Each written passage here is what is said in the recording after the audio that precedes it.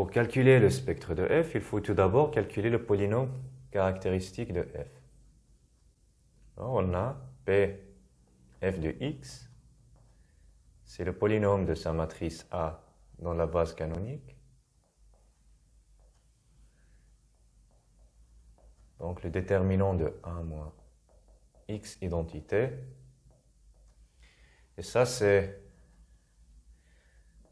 1 moins x, moins 1, 2 moins m, 0, 2 moins x, m moins 2, 1, 1, m moins x.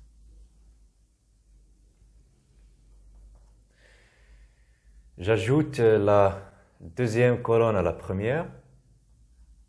J'obtiens 1 moins x plus 0, c'est 1 moins x, moins 1 plus 2 moins x, c'est 1 moins x. 2 moins m plus m moins 2, c'est 0. Et ici, 0, 2 moins x, m moins 2, 1, 1, m moins x. Et maintenant, je fais la soustraction de la deuxième colonne par la première. Alors, 1 moins x moins le 1 moins x ici, c'est 0. 2 moins x moins 0, c'est 2 moins x. 1 moins 1, c'est 0. 1 moins x, 0, 1, 0, m moins 2, m moins x.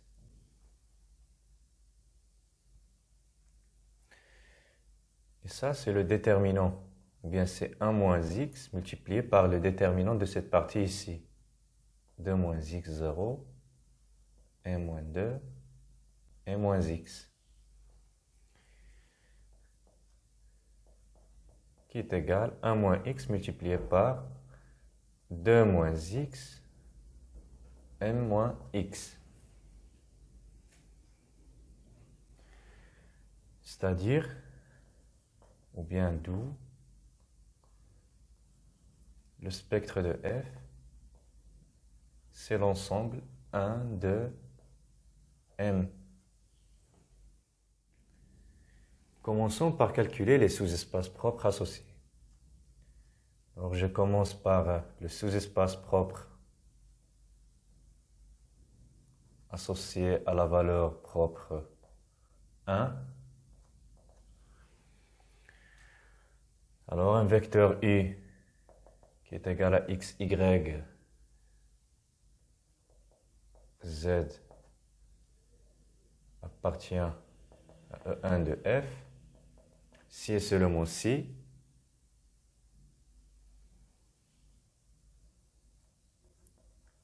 A moins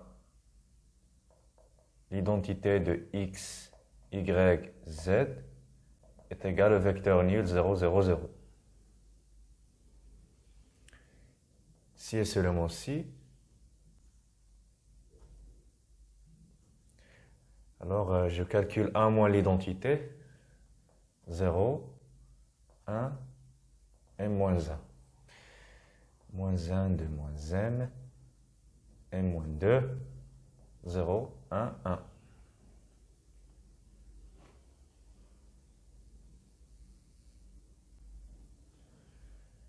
Bien sûr, multiplié par le vecteur colonne x, y, z est égal à 0, 0, 0.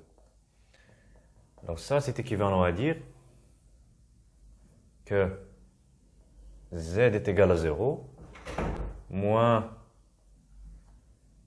x plus y plus z, bien c'est 0, est égal à 0. 2 moins m x plus m moins 2 y est égal à 0. Alors on peut voir facilement que cette ligne ici, ou bien cette égalité ici, est équivalent à celle-là. Ça, c'est équivalent à dire que z est égal à 0 et y est égal à x. C'est-à-dire que y possède la forme x, x, n 0. Alors, je regarde bien ce que j'ai fait. Moins 1. Donc c'est ça. Et ça, c'est équivalent à dire que U appartient au sous-espace engendré par le vecteur 1, 1, 0. Et ceci implique que le sous-espace engendré par la valeur propre 1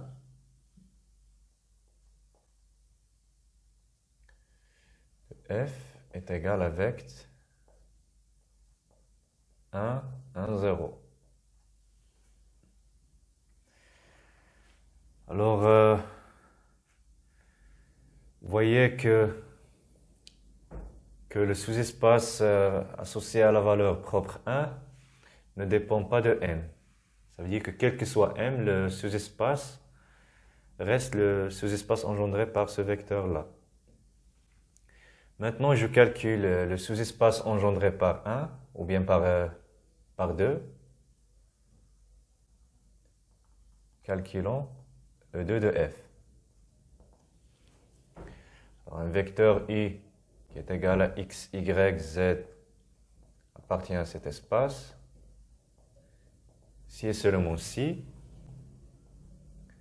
a moins 2 l'identité multipliée par le vecteur x, y, z, ou bien la matrice colonne, est égal à 0, 0, 0.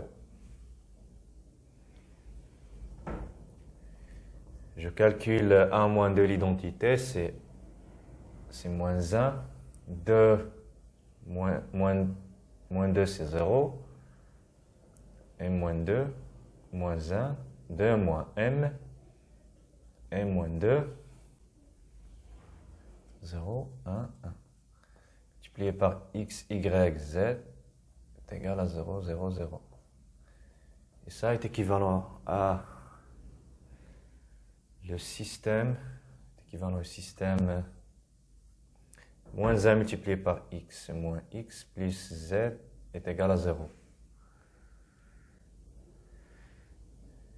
Et 2 moins m multiplié par x plus m moins 2 multiplié par y plus m moins 2 multiplié par z est égal à 0. Et ça, c'est équivalent à dire que x est égal à z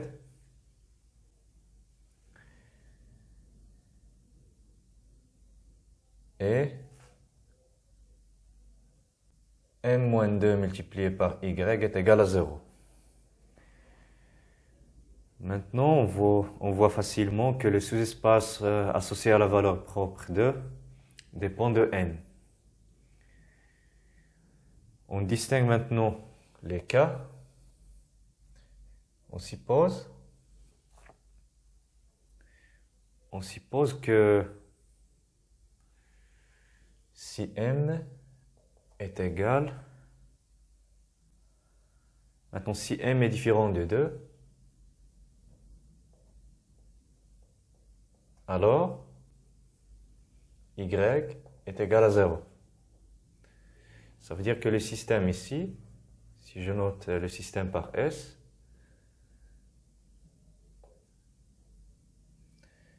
alors S est équivalent à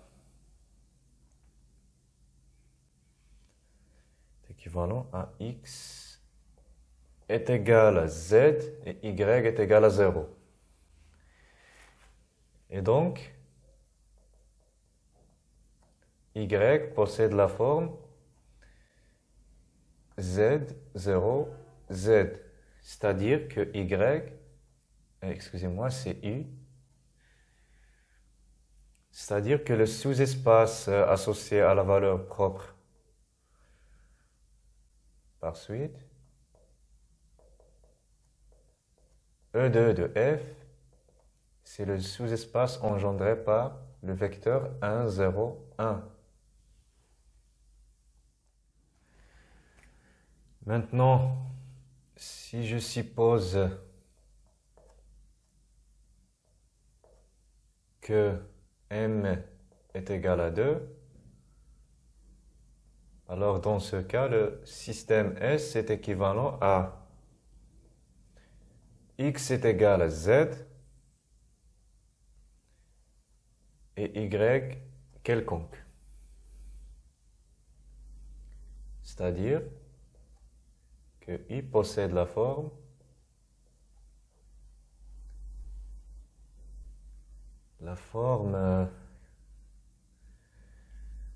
alors on a z, y, z,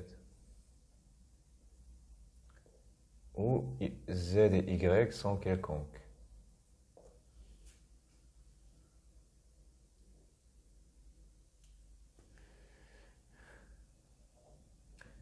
Dans ce cas, par suite, le sous-espace engendré par, ou bien le sous-espace associé à 2, c'est le sous-espace engendré par les deux vecteurs 1, 0, 1, 0, 1, 0.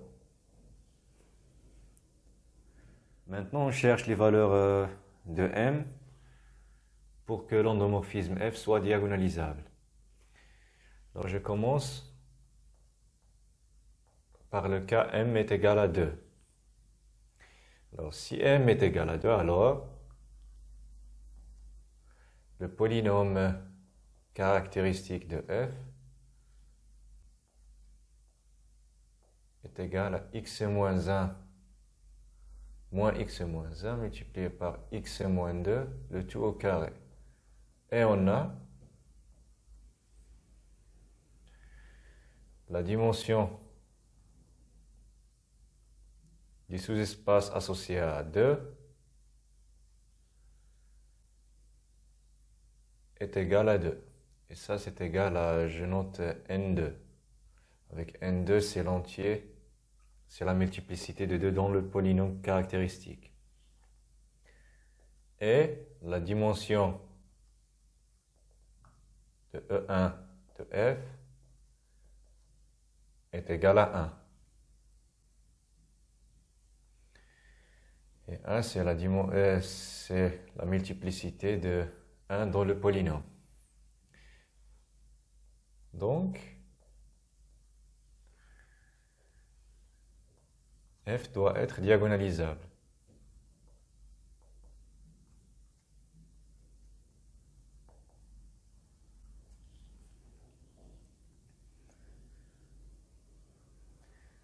Maintenant, on suppose que m est différent de 2. Alors là, on distingue deux cas.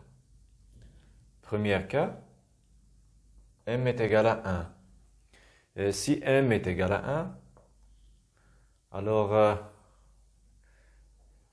le polynôme de f sera moins x moins 1 au carré multiplié par x moins 2. Mais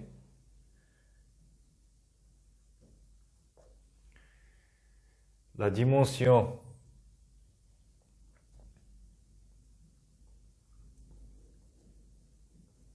du sous-espace associé à 1 est égale à 1, qui est strictement inférieur à 2. Ce qui implique que f n'est pas diagonalisable.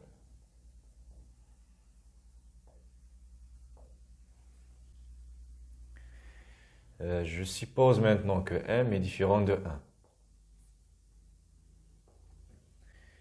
Alors dans ce cas,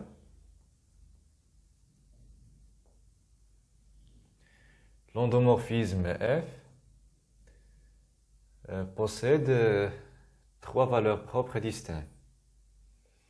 Alors f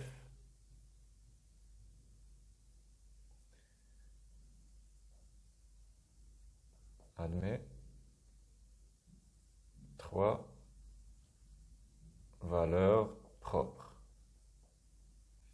Et puisque f est un endomorphisme sur un espace de dimension 3,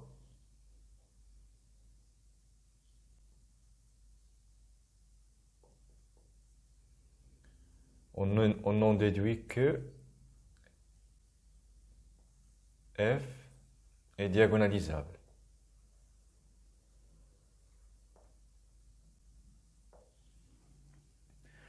En général, si T est un endomorphisme sur un espace vectoriel E de dimension n,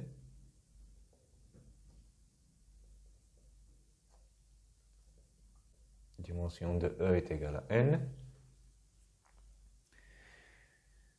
et si T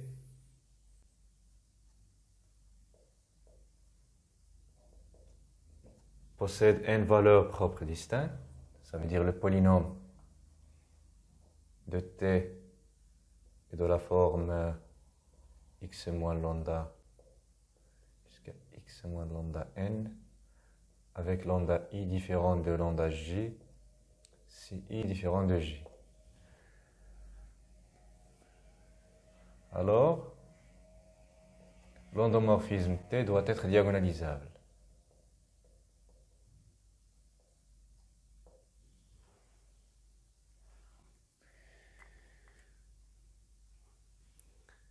Maintenant ici, on en déduit que d'où f est diagonalisable si et seulement si. Alors on voit bien ce qu'on a fait. Pour si m est égal à 2, donc il est diagonalisable. Si m est différent de 2, alors si seulement si m est différent de, ou bien, oui, m est différent de 1. Le seul cas dont f n'est pas diagonalisable, c'est si m est égal à 1. On suppose maintenant que m est égal à 2, et on calcule a à la puissance n, quel que soit n, un entier naturel. Alors, puisque dans le cas m est égal à 2, l'endomorphisme f est diagonalisable, alors l'ensemble B' ici est une base de R3. Maintenant, j'utilise la formule du changement de base et j'écris A est égal à P, la matrice de passage de B de la base canonique dans B', multiplié par la matrice de F dans la base B', multiplié par la matrice B' moins 1. Maintenant, je calcule la matrice de passage B'. Alors, je commence par le premier vecteur, 1, 1, 0. Ici, 1, 0, 1. Et ici, 0, 1 et 0. 1, 0, 1, 0, 1, 0. Donc, multiplié par la matrice B' de f dans B'. Alors, 1, 1, 0, c'est le vecteur associé à la valeur propre 1. Et ici, 2, 2, 0, 0, 0. Bien sûr, multiplié par la matrice inverse de P.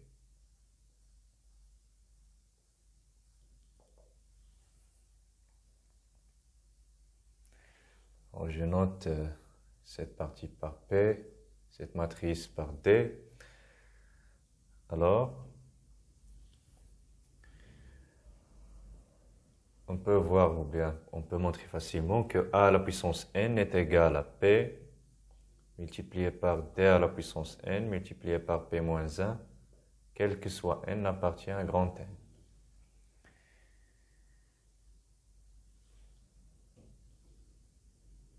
Donc c'est